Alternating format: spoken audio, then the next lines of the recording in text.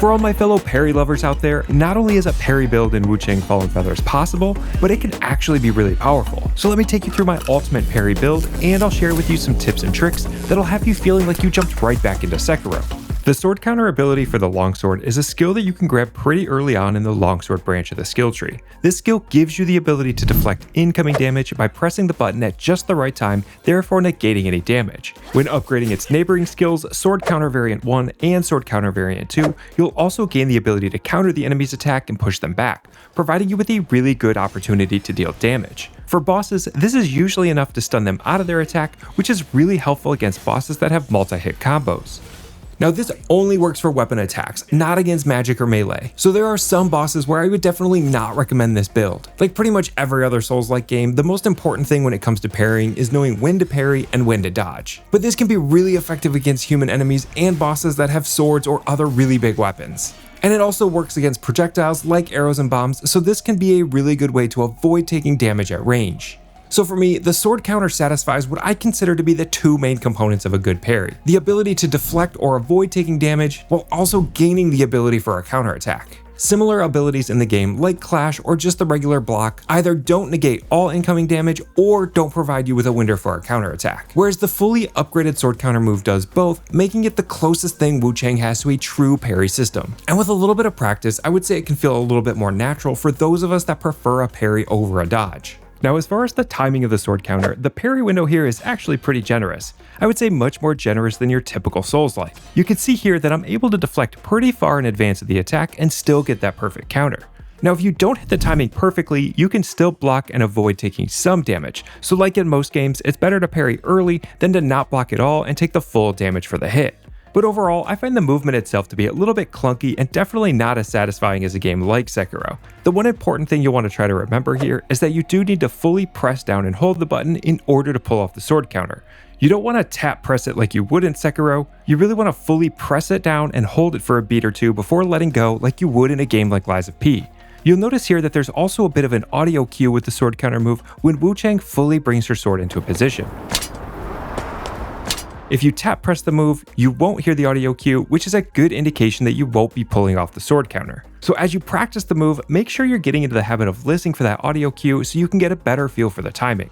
Now, another advantage to using the sword counter is that the skill can be equipped to any longsword. You're not stuck using just one.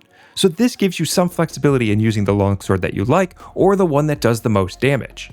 But the sword counter move with the longsword isn't actually my favorite way to parry in the game. But before we get into what is my favorite way to parry, just a quick plug that if this is the type of content you enjoy, be sure to subscribe to my channel. My channel is all about high quality tips, tricks, and gaming mechanic breakdowns that you won't see anywhere else. And subscribing not only lets me know what types of videos you'd like to see in the future, but it also helps my channel expand its reach, so every sub really does help. But now onto what I think really is the best way to parry in the game, and that's with a dual blades build. The parry for the dual blades is something you can unlock once you get the twin blades, which is an item you can find in Cloudspire. From the Rebel Camp Shrine, head down the ladder and past the guards. Take the middle path and at the end, turn left to go through the doors. From there, head right down the hill and to the left, and then take a hard right. Now if this is your first time here, there's going to be a demon guy here that you'll need to take out, but once you do, the twin blades will be right behind him in this small chest. Now the block skill comes with these specific blades and is really powerful all on its own. Its successful deflect not only increases your weapon's quickness, but you also get back some health with each subsequent hit. If you look closely after the deflect, you'll see these icons show up under your health bar, indicating that you're increasing your swiftness, getting back some rejuvenation, and gaining some defense. But the ability to parry comes with the steel edge skill later on in the dual blade skill tree.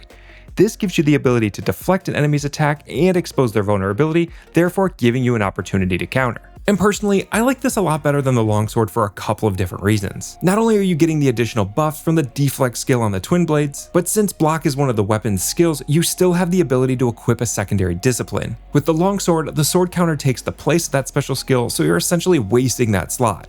Now another skill that can enhance this even further is the Steel Resolve skill on the general branch of the skill tree.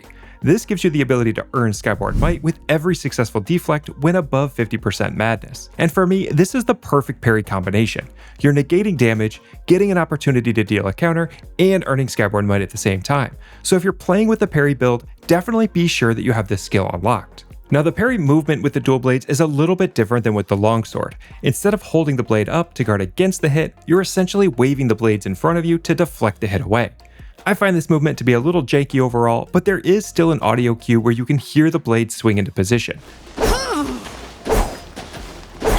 I've also found the timing to be about the same as the longsword, so if you can parry with the longsword, you can definitely parry with the dual blades. And once you get the timing down, I actually find this movement to be a little bit more natural because you're essentially hitting the attack away. It's also worth noting that block pairs really nicely with the clash ability for the dual blades, where if you're clashing with an enemy who's in the middle of a combo, it's easy enough to just throw a quick block in there and you can stun them out of the rest of that combo. Now once you have the parry basics down, it's time to make the most of it, and one of the ways you can do that is through your Benediction stones. There are a handful of Benediction stones that are tailor-made for a parry build, and if you don't have any of these, I've put links in the description below where you can find them all, so be sure to check that out. In particular, I'm currently running the Boo blocking clash in my ult slot, which increases the potency of blocks and clashes, which is a really good complement to a dual blade build. And I'm running the Wei counterforce in my wisdom slot, which increases the potency of counter moves, so once I do get that block, I'm able to quickly counter and deal some additional damage. Another good option here is the Wei revolving force, which increases damage for a time when forcibly turning an enemy around, like you do when you use the steel edge blade skill. I'm sure there are other good ones out there that I haven't found yet, but these are the ones that I'm running in my current build. So if you have any tips or suggestions for other ones that I should be using, definitely be sure to let me know in the comments. Guys, I hope this video was helpful, and if you learned something new, leaving a like or a comment below to let me know is always appreciated. And if you're running a parry build and have any other tips that I might have missed, definitely be sure to let me know that too. And if you want even more WUCHANG content, I've put links in the description below where you can find my whole WUCHANG series, which includes tips and tricks and common mistakes that I see other players make that you are definitely going to want to avoid. As always, thanks everyone for watching, and I'll see you on the next one.